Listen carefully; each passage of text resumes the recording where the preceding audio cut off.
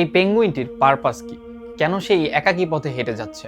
যারা জানেন না তাদের জন্য একটু করে বলা, 2007 সালে লেজেন্ডারি ফিল্ম মেকার ওয়ার্নার হেরজগ এমন একটি মুহূর্ত ক্যামেরাবন্দি করেন যা বিগত 2 দশক ধরে মানুষকে ভাবিয়ে আসছে। এই পেঙ্গুইনের দলটি খাবারের সন্ধানে সমুদ্রের দিকে যাচ্ছিল। ঠিক তখনই একটি পেঙ্গুইনকে একাকী দেখা যায়। সে এমন এক দিকে যাত্রা করে যেদিকে শুধু পাহাড় ছাড়া কিছুই ছিল না, তাও আবার 70 থেকে 80 কিলোমিটার দূরে। সে ভুলবশত রাস্তা হারিয়ে ফেলেছে ভেবে তাকে ধরে এনে তার কলোনির সাথে যুক্ত করে দেওয়া হয়। কিন্তু ঠিক তার পর মুহূর্তে সে আবার একই পথে যাত্রা করে। তারপরই সৃষ্টি হয় সবচেয়ে বড় প্রশ্নের, বাট ওয়াই? এর অ্যান্সার দেওয়ার আগে চলেন একটি সার্কেল সম্পর্কে জেনে আসি। এই সার্কেলে রয়েছে 3টি ধাপ: হোয়াট, হাউ এবং ওয়াই। সবচেয়ে বাইরের সার্কেলটি রিপ্রেজেন্ট করতেছে হোয়াট, যার অ্যান্সার মোটামুটি সবারই জানা। একটি ছোট্ট উদাহরণ দিয়ে বলি। ধরুন আমার একটি কোম্পানি রয়েছে ইলজি শুজ নামে।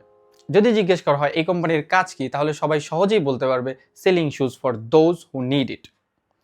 তারপর আসে হাউ। হয়তো এই জগতের সাথে যারা যুক্ত আছেন তারা বলতে পারবেন কিভাবে একটি জুতা ডিজাইন করা হয়। অপারেশনাল অ্যাক্টিভিটিগুলো যারা জানেন তারাই হাউ এর সাথে যুক্ত। আর তারপরই আসে ওয়াই। হোয়াই দ্বারা প্রশ্ন করলে মানুষ স্বাভাবিকভাবেই ধরে নেবে এর এন্ড পারপাস হচ্ছে প্রফিট গেইন করার। কিন্তু না, প্রফিট একটি এন্ড রেজাল্ট। তার আগে থাকে এই কোম্পানির পারপাস কি, কেন এই কোম্পানি এক্সিস্ট করে এবং রুট কজগুলো কি। যে কোনো সফলতার প্রথম ধাপ হচ্ছে কি করতে চাই তা ঠিক করা।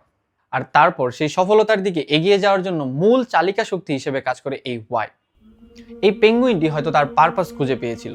তার পারপাস তার এই এন্ডলেস রেজাল্টের দিকে নিয়ে গিয়েছে, যেখান থেকে সে এক বিন্দু পর্যন্ত নড়ে আসেনি।